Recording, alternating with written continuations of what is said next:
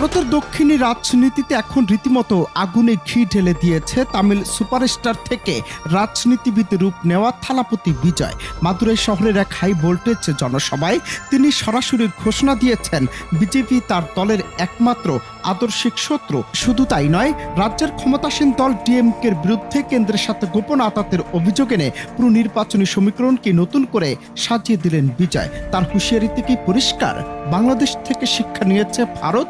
শেখ হাসিনার পতনের মতোই কি দক্ষিণে বিজেপিকে বিদায় জানাবে জনগণ?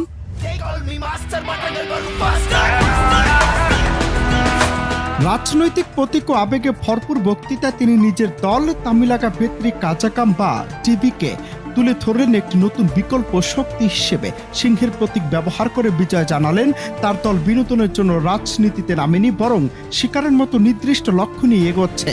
গুজব উড়িয়ে দিয়ে তিনি স্পষ্ট জানিয়ে দেন তার রাজনৈতিক দল কখনোই বিজেপির সাথে জোট করবে না, বরং বিজেপির কেন্দ্রীয়কৃত শাসন মডেল এবং জনবিরোধী নীতির বিরুদ্ধে সরাসরি লড়াই করবে তার দল। এ সময় বিজেপির বিরুদ্ধে আক্রমণের পাশাপাশি তিনি প্রধানমন্ত্রী নরেন্দ্র মোদীকে সরাসরি চ্যালেঞ্জ ছুড়ে দিয়েছেন। এক কথায়, এনএটি বাতিল করুন, পারবেন তো নরেন্দ্র মোদী? আঘরওয়াল এমন কঠিন প্রশ্ন ছুড়ে দিয়ে তামিলনাড়ুর শিক্ষার্থীদের ক্ষোভকে রাজনৈতিক হাতিয়ার বানিয়ে তুললেন বিজয়। তার অভিযোগ, এনইটি পরীক্ষা কেন্দ্রের একগুঁয়েমি নিদর্শন যা রাজ্যের হাজারো শিক্ষার্থীর ভবিষ্যৎ ধ্বংস করছে। এই অবজ্ঞার মূল্য একদিন বিজেপিকে দিতে হবে বলে কড়া সতর্ক বার্তা দেন তিনি।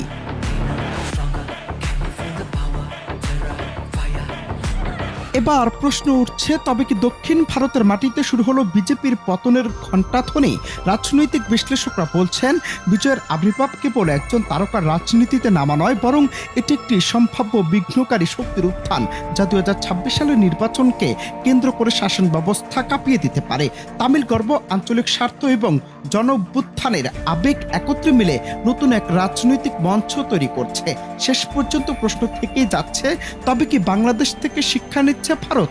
থালাপতি বিজয়ের এই তীব্র বার্তা ভারতের ভবিষ্যৎ রাজনীতির সম্ভাব্য ভূমিকম্পের আগাম সতর্ক সংকেত। অনন্ত হাসান মাসুদ, বাংলা টিভি।